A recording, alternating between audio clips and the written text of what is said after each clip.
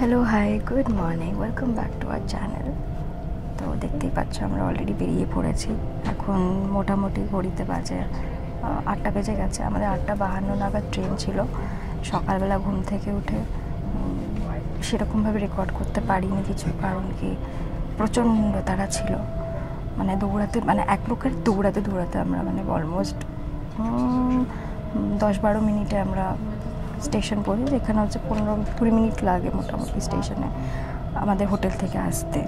তো এখানে এসে আমাদের কিছু সুভেনিয়ার্স কেনার ছিল, মানে একটু আমরা স্টেশনে এসে কিনলাম। তারপর আমরা ওখান থেকে খাবারও নিলাম, নিয়ে এখন আমরা যাচ্ছি ভিয়েনা। তো ভালো লাগছে, বেশ অন্যরকম এক্সপিরিয়েন্স। চারদিকে গ্রিন গ্রিন, ট্রেনটা অন্যরকম, বেশ স্মুথ চলছে, ভালো লাগছে, ভীষণ সুন্দর পরিবেশ। এখানে একটা অন্যরকম ব্যাপার ট্রেনের মধ্যে আছে আর কি, কেউ খুব একটা কথা বলে না, আর বললেও খুব আস্তে আস্তে কথা বলে, একটা অন্যরকম এক্সপিরিয়েন্স না। হ্যাঁ, ওখানে আমাদের দেশে যেরকম রাজধানীতে বলো বা শতাব্দীতে সকালবেলার দিকে বলো, যেরকম মানুষেরা মানে লোকজনেরা যেরকমভাবে যাতায়াত করে কথা বলে, আস্তে আস্তে কথা বলে, সেরকম এখানে প্রচণ্ড কমন ব্যাপারটা। আমাদের ওখানে অতটাও না, কেন খুবই কমন। এটা একটা অন্যরকম ব্যাপার আর কি, বেশ। সেই জন্য আর কি এই মাইকটা দিয়ে রেকর্ডিংটা করতে হচ্ছে, নয়তো এক তো ভিডিও মানে অডিও কোয়ালিটি খুবই খারাপ হবে, বাজে লাগবে শুনতে, আর আশেপাশের আওয়াজগুলোও ক্যাচ করবে, আর আমার কথাটাও কম আসবে, মানে শোনা যাবে আর কি। তো আমরা অলরেডি ভিয়েনা পৌঁছে গেছি, এই জাস্ট পৌঁছালাম, হোটেলেও চলে আসলাম। হোটেলটা অ্যাকচুয়ালি স্টেশন থেকে খুব কাছে। এটা স্টেশন মানে ওই মেট্রো স্টেশন যেরকম হয় আমাদের, ওই মেট্রো স্টেশনই, কিন্তু ট্রেন স্টেশন থেকে মেট্রোটা আমাদেরকে করে ব্রেক করে আসতে হয়েছে। আগে ট্রেন স্টেশন হয়ে তারপর ওখান থেকে মেট্রো ধরে আমরা এখানে এসেছি। খুব বেশি দূর না, 2টো স্টেশন খালি ছাড়ি, 2-3টে স্টেশন মতো। আচ্ছা, এখন 11টা বাজে, মোটামুটি 2.5 ঘন্টা মতো লাগলো। তো বেশ ভালো, এখান থেকে বেশ ভালো একটা সিটি ভিউ আছে এই রুমটা থেকে। এই যে সেই এখানে একটা লম্বা মতো ফুল লেন্থ মিরর আছে ঢুকে, এটা পুরো ঘরটা খুব সুন্দর সাজানো গোছানো। তারপরে বাথরুমটাও খুব ভালো। এই বাথরুমটাতে বেসিন আছে, আগেরটাতে বেসিন ছিল না, ওটা আমার একটু অড লেগেছে। থাকে অবশ্য কোনো কোনো জায়গায়, কি আর করা যাবে, এক এক জায়গায় এক এক রকম হয়, বেশ ভালোই দেখতে। তারপর এখান থেকে সিটি ভিউটা খুব ভালো আছে। এখানে ওই আগের হোটেলের মতোই এইগুলো রয়েছে, একটা কফি মেশিন আছে, চা কফি এগুলো সব আছে, কাপ আছে। এখানে একটা মিনি বার রয়েছে। তো এটা একটা ওয়ার্ড্রোব, ভালো করে দেখাই।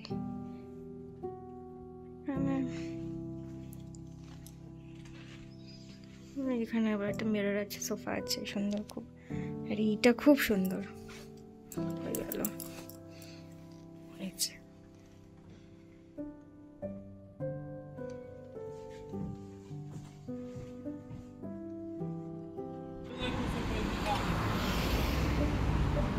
এই যে এটা হচ্ছে আমাদের হোটেলটা বাইরে থেকে, আর এখান থেকে মেট্রো স্টেশন হচ্ছে ওই জাস্ট এই রাস্তাটা পার হলেই ওইখানে, একদম কাছে। যাক, ভালোই হয়েছে একদিকে। তো ভিয়েনাতে আমার বেশ চেনা জানা একজন থাকে, অনেকদিন ধরে আছে, 7 বছর হতে চললো। তো ফ্লুয়েন্ট জার্মান বলে, এখানে ওয়েল সেটেলড।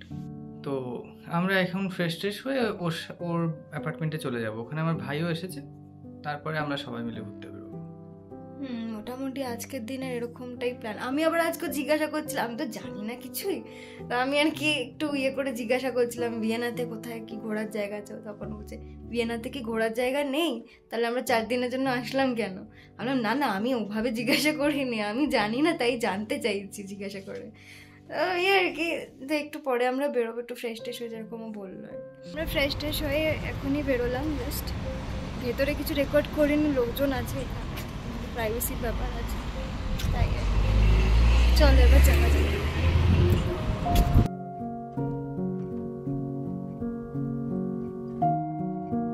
তো আমরা অলরেডি ডেস্টিনেশনে পৌঁছে গেছি। আমরা এখন যাচ্ছি সেই দাদার বাড়িতে যেখানে যাওয়ার কথা হয়েছিল।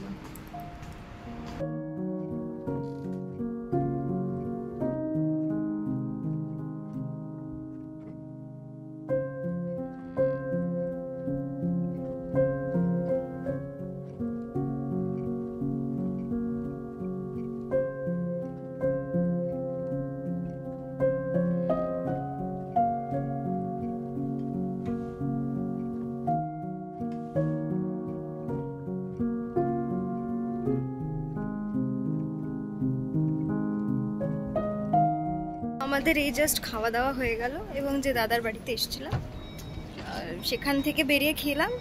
তারপরে ওখানে গিয়ে একটু কিছু বিলঙ্গিংস নেওয়ার ছিল, দাদার বাড়ি আবার গেছিলাম। তারপরে এখন গিয়ে হচ্ছে আমরা একটা জায়গায় বেড়াতে যাচ্ছি। কোথায় যাচ্ছি বলো? ও ভালো বোঝাতে পারে। আমরা এখান থেকে এখানে দানিউব নদীটা আছে, দানিউব নদীর উপরে যাবো। ওখানে দানিউব নদীর উপরে একটা দ্বীপ আছে, সেই দ্বীপের ওখানে গিয়ে একটুখানি ঘোরাফেরা করা।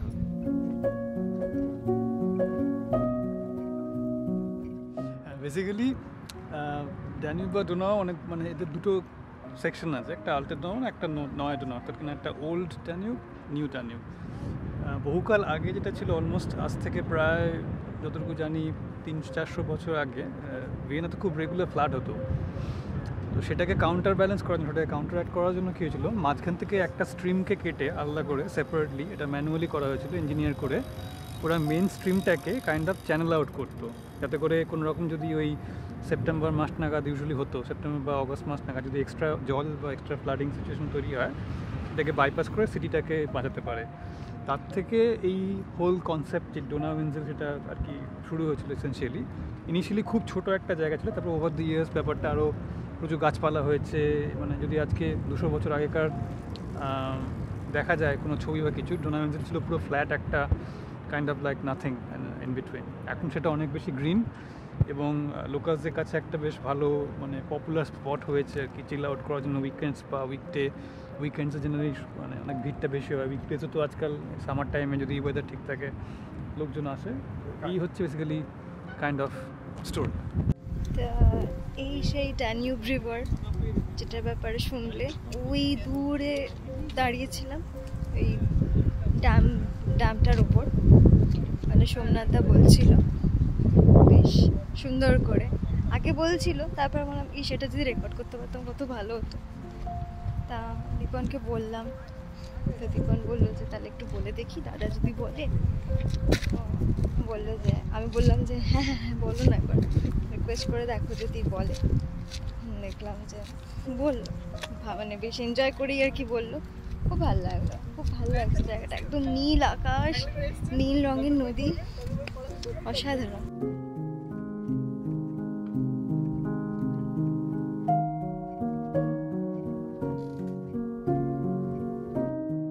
বেশি দেখাচ্ছি, দেখো ওই গেল রাজহাঁস, সোয়ান, এত সুন্দর লাগে এদেরকে দেখতে। ওরা আবার মানুষ দেখলে চলেও আসে কাছে, ভাবে খাবার দেবে। এখানে দেয় খাবার আসলে, সেই জন্য ওরা সেটা জানে খুব ভালো করে। এই দেখো এই দিকটা যেমন দেখ, এই যে এখানে নিশ্চয়ই কেউ খাবার দিচ্ছে। ওইদিকে খাবার দিচ্ছে না কেউ? ও এখানে কেউ খাবার দিচ্ছে, তাই এরা এসে এখানে জড়ো হয়ে গেছে, খাবার খাচ্ছে। ও মা, এই মরেছে রে, ঝগড়া লেগে গেছে।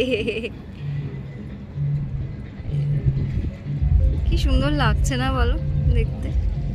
ভীষণ ভাল লাগে দেখতে, কিন্তু আবার ভয়ও লাগে, কাছে আসলেই মনে হয় যে কামড়ে দেবে। ভীষণ অ্যাগ্রেসিভও হয় এরা, আবার দেখতে খুব সুন্দর হয়। এই যে এটা খেলো, এখানে আবার কিছু ফেস্ট মতো হচ্ছে। হ্যাঁ, তো বেশ গান বাজনা চলছে, লোকেরা সুইমিং করছে, আবার সান বেদিং করছে, কত কি করছে।